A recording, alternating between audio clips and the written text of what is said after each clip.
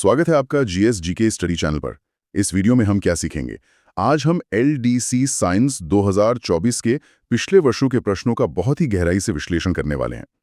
ये सिर्फ सवालों की कोई सूची नहीं है, बल्कि जीवन और विज्ञान के काम करने के तरीकों को समझने का एक बहुत ही शांत और गहरा सफर है। हाँ, बिल्कुल। और मैं यहाँ ये भी कहना चाहूंगी कि तथ्य अक्सर सिर्फ एक सतह होते हैं। असली विज्ञान उस सतह के नीचे होता है। तो आज हम सिर्फ रटेंगे नहीं, बल्कि आराम से समझेंगे कि कोई चीज वैसे क्यों काम करती है जैसे वो करती है। एकदम सही कहा आपने। तो चलिए शुरू करते हैं। स्लाइड 1।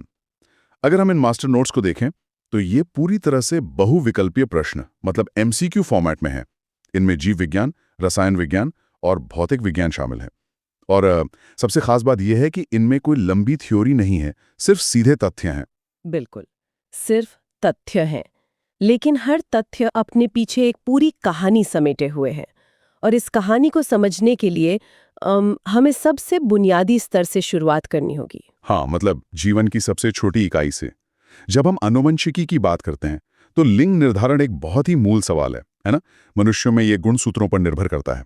पुरुषों में एक्स और वाई दोनों गुणसूत्र होते हैं, जबकि महिलाओं में केवल एक्स होते हैं। सही कहा। स्लाइड 2। अब इसे और गहराई से समझने के लिए हमें सेंट्रल डॉगमा को देखना होगा। ये जीवन का मूल सिद्धांत है। इसका सही क्रम बहुत ही सीधा है। डीएनए से आरएनए बनता है और फिर आरएनए से प्रोटीन बनता है। अच्छा, तो क्या इसे ऐसा समझा जा सकता है कि डीएनए वो तिजोरी वाला मुख्य मैनुअल है जिसे लाइब्रेरी से बाहर नहीं ले जाया जा सकता? मतलब शरीर को जब कुछ बनाना होता है तो वो उस पन्ने की एक फोटोकॉपी बनाता है जिसे हम आरएनए कहते हैं। फोटोकॉपी को पढ़कर असल इमारत बनाई जाती है, जो कि प्रोटीन है। अब क्योंकि डीएनए को बहुत सुरक्षित रहना होता है, इसी वजह से उसके अंदर जो नाइट्रोजनिक क्षारक होते हैं वे बहुत खास होते हैं। यहाँ एक तथ्य है कि डीएनए में यूरेसिल नाम का क्षारक नहीं होता। अरे, तो फिर यूरेसिल कहाँ होता है? मतलब डीएनए में इसकी जगह क्या होता है? यूरेसिल सिर्फ आरएनए में पाया जाता है। डीएनए में उसकी जगह थाइमीन होता है। इसका कारण ये है कि थाइमीन बहुत अधिक स्थिर होता है। आरएनए तो एक फोटोकॉपी है ना, तो उसका काम खत्म होने पर वो नष्ट हो जाता है। इसलिए उसमें कम स्थिर यूरेसिल चल जाता है। अच्छा, मतलब डीएनए को जीवन भर सुरक्षित रहना है, इसलिए प्रकृति ने उसे थाइमीन दिया है। ये तो प्रकृति की इंजीनियरिंग का एक बेहतरीन नमूना है। स्लाइड 3। अब अगर इसी डीएनए का उपयोग हम एक अलग स्तर पर करें, जैसे फॉरेंसिक विज्ञान में, तो डीएनए फिंगरप्रिंटिंग की तकनीक सामने आती है। बिल्कुल। और इसके 4 मुख्य चरण होते हैं जिन्हें आराम से समझना जरूरी है। सबसे पहले है पृथक्करण, मतलब डीएनए को कोशिका से बाहर निकालना। इसके बाद दूसरा चरण है डाइजेशन। डाइजेशन? क्या इसका मतलब डीएनए को पचाना है? नाम से तो ऐसा ही लग रहा है। अरे नहीं नहीं, यहाँ डाइजेशन का मतलब आणविक कैंचियों की मदद से, मतलब एंजाइम्स की मदद से डीएनए के लंबे धागों को छोटे छोटे टुकड़ों में काटना है। इसके बाद तीसरा चरण इलेक्ट्रोफोरेसिस आता है, जहाँ इन टुकड़ों को बिजली की मदद से उनके आकार के अनुसार एक जेल पर अलग किया जाता है। हाँ, और अंत में सदन ब्लॉटिंग होती है, जहां इन टुकड़ों को एक झिल्ली पर ले जाकर उनकी पहचान की जाती है। ये किसी जटिल पहेली को सुलझाने जैसा है। इसी आनुवंशिकी में एक और शब्द आता है, ट्रांसजेनिक जीव। तो क्या पूसा स्वर्णिम जैसी उन्नत फसलें ट्रांसजेनिक हैं? ट्रांसजेनिक का मतलब होता है प्रयोगशाला में किसी एक प्रजाति का जीन निकालकर बिल्कुल दूसरी प्रजाति में डाल देना। जबकि पूसा स्वर्णिम सरसों की एक उन्नत किस्म है जिसे पारंपरिक क्रॉस ब्रीडिंग से विकसित किया गया है। अच्छा, तो ये प्राकृतिक प्रक्रिया का एक नियंत्रित रूप है। ये एक बहुत ही स्पष्ट अंतर है। अब शरीर के ब्लूप्रिंट से बाहर निकलकर थोड़ी बाहरी दुनिया की तरफ चलते हैं। जब शरीर इस बाहरी दुनिया के संपर्क में आता है तो कई बीमारियां होती हैं। हाँ, स्लाइड 4। बाहरी हमलावरों की भी अलग-अलग श्रेणियां होती हैं, जैसे फाइलेरिया, जिसे हम आम भाषा में हाथी पांव कहते हैं। यह वुचेरेरिया नामक परजीवी के कारण होता है। यह परजीवी हमारी लसिका ग्रंथियों को ब्लॉक कर देता है। और उससे पैरों में भारी सूजन आ जाती है ना? हम्म। और निमोनिया जो फेफड़ों को प्रभावित करता है, उसका क्या कारण है? निमोनिया हीमोफिलिस इन्फ्लुएंजा नामक बैक्टीरिया से होता है। ये फेफड़ों की थैलियों में तरल पदार्थ भर देता है। इसी तरह टाइफाइड, ये दूषित पानी या भोजन से शरीर में पहुंचने वाले सैल्मोनेला टाइफी बैक्टीरिया से होता है। हाँ, और मलेरिया का रोगजनक प्लाज्मोडियम है? लेकिन इन सब के बीच अमीबाइसिस मतलब बेचिस किस श्रेणी में आता है? क्या ये भी कोई बैक्टीरिया ही है? नहीं, ये एक प्रोटोजोआ जनित रोग है। प्रोटोजोआ एक कोशिकीय जीव होते हैं। एंटमीबा हिस्टोलिटिका नाम का प्रोटोजोआ दूषित जल से हमारी आंतों में पहुंचता है और वहां घाव कर देता है। बाप रे। इन सभी बीमारियों से लड़ने के लिए शरीर को मजबूत पोषण की बहुत आवश्यकता होती है। स्लाइड 5। पोषण में विटामिन की कमी का शरीर पर बहुत गहरा असर पड़ता है। जैसे विटामिन ए की कमी से रतौंधी हो जाती है। लेकिन ऐसा क्यों होता है कि विटामिन ए की कमी से रात में दिखना बंद होता है? ये काफी दिलचस्प है। हमारी आंखों के अंदर रोडोप्सिन नाम का एक पिगमेंट होता है जो हमें कम रोशनी में देखने में मदद करता है। शरीर इस रोडोप्सिन को बनाने के लिए सीधे तौर पर विटामिन ए का उपयोग करता है। अगर विटामिन ए नहीं होगा तो वो पिगमेंट नहीं बनेगा। अच्छा, और फिर कम रोशनी में दिखना बंद हो जाएगा। क्या विटामिन सी और स्कर्वी रोग का भी ऐसा ही कोई गहरा संबंध है? बिल्कुल है। विटामिन सी हमारे शरीर में कोलेजन बनाने के लिए बहुत जरूरी है। कोलेजन वो गोंद है जो हमारी कोशिकाओं, त्वचा और रक्त वाहिकाओं को आपस में जोड़कर रखता है। जब विटामिन सी की कमी होती है तो ये गोंद कमजोर पड़ने लगता है। इसीलिए स्कर्वी में मसूड़ों से खून आने लगता है और पुराने घाव फिर से खुलने लगते हैं, क्योंकि शरीर खुद को बांध कर नहीं रख पाता। ये जानकर तो सच में रोंगटे खड़े हो जाते हैं। इसी तरह विटामिन डी हड्डियों के लिए जरूरी है और इसकी कमी से रिकेट्स होता है। हाँ, और विटामिन के रक्त का थक्का जमाने के लिए आवश्यक है।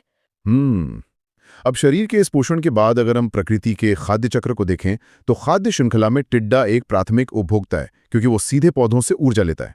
और भविष्य के पोषण की बात करें तो स्पाइरुलिना का नाम बहुत आता है। ये एक एकल कोशिकीय स्रोत है।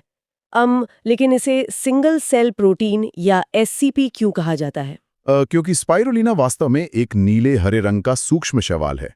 इसकी एक ही कोशिका में प्रोटीन की मात्रा बहुत अधिक होती है। कुपोषण से लड़ने के लिए ये एक बड़ा हथियार है, क्योंकि इसे बहुत कम जगह में उगाया जा सकता है। ये तो बहुत ही काम की चीज है। शरीर और पोषण से आगे बढ़कर अब हम पर्यावरण चक्रों की ओर चलते हैं। हाँ बिल्कुल। स्लाइड 6। प्रकृति में सल्फर और फास्फोरस चक्र को अवसादी यानी सेडिमेंट्री चक्र कहा जाता है। कार्बन या नाइट्रोजन की तरह सल्फर और फास्फोरस हवा में गैस के रूप में नहीं तैरते। अच्छा, तो फिर ये कहाँ रहते हैं? ये पृथ्वी की चट्टानों और खनिजों में बंद रहते हैं। जब चट्टानें टूटती हैं तब जाकर ये मिट्टी और पौधों में पहुंचते हैं। इसीलिए इन्हें अवसादी चक्र कहा जाता है। समझ गया। प्रकृति का ये संतुलन बहुत बारीकी से काम करता है। इसी बारीकी को मेंडल ने मटर के पौधों में देखा था। लेकिन मेंडल ने अंतिम पुष्प की स्थिति मतलब टर्मिनल फ्लावर को प्रमुख गुण के रूप में क्यों नहीं चुना?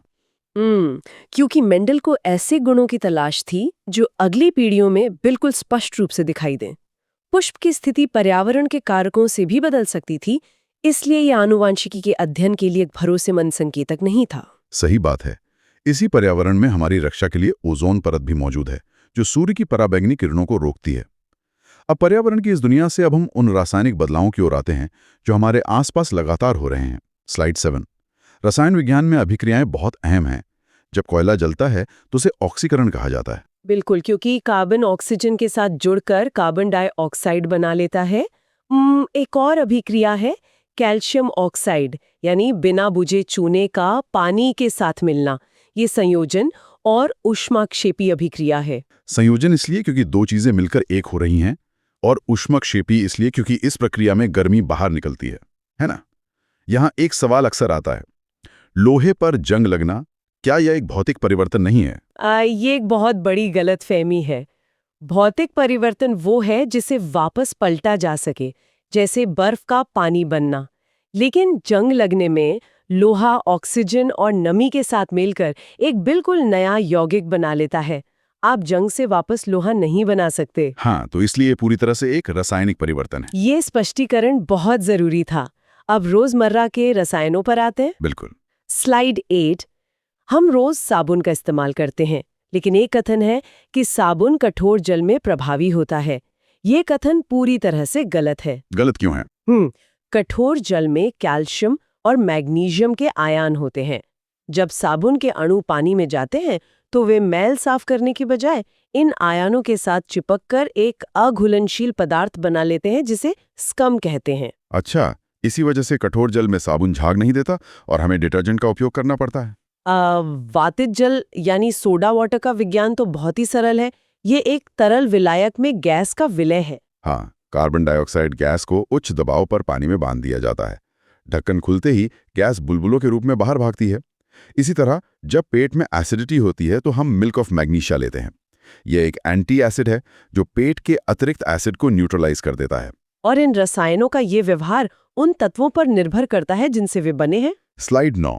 धातुओं को हम बहुत कठोर मानते हैं, लेकिन सोडियम और लिथियम इतनी मुलायम धातुएं हैं कि इन्हें चाकू से काटा जा सकता है। ऐसा क्यों है कि सोडियम को सुरक्षित रखने के लिए केरोसिन में डुबोया जाता है? क्योंकि सोडियम के परमाणु बहुत अधिक अस्थिर होते हैं। वे हवा की नमी के संपर्क में आते ही बहुत तेजी से प्रतिक्रिया करते हैं और आग लग जाती है। केरोसिन उस प्रतिक्रिया को रोकता है। अरे वाह! क्षारीय धातुओं के समूह में पारा यानी मर्क्यूरी शामिल नहीं है। पारा एक संक्रमण धातु है। लेकिन पारा कमरे के तापमान पर तरल क्यों होता है, जबकि बाकी धातुएं ठोस होती हैं? ये बहुत ही खूबसूरत सवाल है। पारे के परमाणु इतने भारी होते हैं कि उनके बाहरी इलेक्ट्रॉन नाभिक से मजबूती से बंधे होते हैं। वे इलेक्ट्रॉन आसपास के दूसरे परमाणुओं के साथ संबंध नहीं बनाना चाहते, इसलिए वे एक ठोस जाली नहीं बना पाते और पारा तरल रहता है। ये सच में एक सोचने वाली बात है। परमाणुओं का ये जुड़ना कार्बन में बिल्कुल अलग तरीके से होता है। स्लाइड 10। प्रोपेनॉल में OH यानी अल्कोहल समूह होता है। लेकिन कार्बनिक यौगिकों के बारे में सबसे खास बात यह है कि वे सहसंयोजक बंध बनाते हैं। परमाणु अपने इलेक्ट्रॉन पूरी तरह से दूसरे को नहीं देता, बल्कि दोनों मिल बांटकर काम चलाते हैं। इनमें श्रृंखलन का गुण भी होता है। और ये जो श्रृंखलन यानी कैटेनेशन है, इसे ऐसे समझ सकते हैं कि जैसे कार्बन के परमाणु एक दूसरे का हाथ पकड़कर लंबी लंबी चेन बना लेते हैं। इसीलिए हर जगह कार्बन मौजूद है। बिल्कुल। प्रकृति में मौजूद प्राकृतिक रबर भी इसी तरह की एक लंबी चेन है। यह आइसोप्रीन नामक एक छोटी इकाई का बहुलक यानी पॉलीमर होता है। रसायनों के इन बंधनों से बाहर निकलकर अब भौतिकी के बलों की तरफ मुड़ते हैं। स्लाइड 11। ऊर्जा हमेशा एक रूप से दूसरे रूप में जाती है, जैसे जनरेटर जो यांत्रिक ऊर्जा को विद्युत ऊर्जा में बदल देता है। सही कहा। जब हम विद्युत परिपथ की बात करते हैं तो प्रतिरोध को समझना जरूरी है। अगर हमारे पास 1 ओम, 2 ओम, 4 ओम और 4 ओम के 4 प्रतिरोधक हैं और हमें सबसे कम प्रतिरोध चाहिए, तो क्या करना होगा? इसे एक उदाहरण से समझते हैं। मान लीजिए एक सुपरमार्केट में बिलिंग के लिए सिर्फ एक काउंटर खुला है। पूरी भीड़ वहीं जाएगी और बहुत रुकावट होगी। लेकिन अगर हम 4 अलग-अलग काउंटर खोल दें तो भीड़ के निकलने की रफ्तार तेज हो जाएगी। बिल्कुल। परिपथ में इसे समांतर क्रम यानी पैरेलल में जोड़ना कहते हैं। जब हम इन चारों को समांतर क्रम में जोड़ते हैं तो कुल प्रतिरोध 0.5 ओम रह जाता है। भौतिकी में राशियों का भी अपना महत्व है। जैसे विद्युत धारा कूलम्ब प्रति सेकंड है, शक्ति वोल्टेज और करंट का गुणनफल है, और आवेश धारा और समय के गुणनफल से निकलता है। परिपथ में कभी-कभी एक दुर्घटना होती है। हाँ, slide 12। Short circuit. Short circuit के दौरान परिपथ पर क्या प्रभाव पड़ता है? मुझे लगता है प्रतिरोध अचानक बहुत कम हो जाता है ना? बिल्कुल, और धारा बहुत बढ़ जाती है। इसे ऐसे समझिए कि जैसे किसी बांध में एक छोटा सा छेद हो जाए। पानी का सारा दबाव उस जगह से निकलने की कोशिश करता है और रुकावट को तोड़ देता है। हम उसी तरह करंट बेकाबू होकर तारों को जला सकता है। अगर किसी चुंबकीय क्षेत्र में कोई एल्यूमिनियम की छड़ रखी हो तो उस पर सबसे ज्यादा बल तब लगता है जब करंट और चुंबकीय क्षेत्र एक दूसरे के समकोण यानी 90 डिग्री पर हों। और इन खतरनाक बलों से बचाने के लिए हम फ्यूज तार लगाते हैं। एक आदर्श फ्यूज तार की खासियत ये होती है कि उसका गलनांक कम होता है और प्रतिरोध अधिक होता है। यानी जैसे ही करंट एक सीमा से आगे बढ़ता है, ये फ्यूज तार खुद पिघलकर परिपथ को तोड़ देता है। ये बाकी उपकरणों को बचाने के लिए खुद की बलि दे देता है। चलिए अब ऊर्जा से प्रकाश की दुनिया में आते हैं। स्लाइड 13। आकाश नीला क्यों है? ये प्रकाश के प्रकीर्णन यानी स्कैटरिंग के कारण होता है। हाँ, सूरज की रोशनी में 7 रंग होते हैं। नीले रंग की तरंगें सबसे छोटी होती हैं, इसलिए जब वे वायुमंडल के कणों से टकराती हैं तो सबसे ज्यादा बिखरती हैं। इस रोशनी को पकड़ने के लिए हमारी आंख में बाइकॉन्वेक्स लेंस होता है। प्रकाशिकी का नियम कहता है कि उत्तल लेंस में किसी वस्तु का वास्तविक और उसी आकार का प्रतिबिंब पाने के लिए वस्तु को लेंस से 2f1 की दूरी पर रखना चाहिए। बिल्कुल। स्लाइड 14। लेकिन जब ये प्रणाली कमजोर पड़ती है तो दोष पैदा होते हैं। दूरदृष्टि दोष के बारे में एक कथन है कि प्रतिबिंब रेटिना के सामने केंद्रित होता है।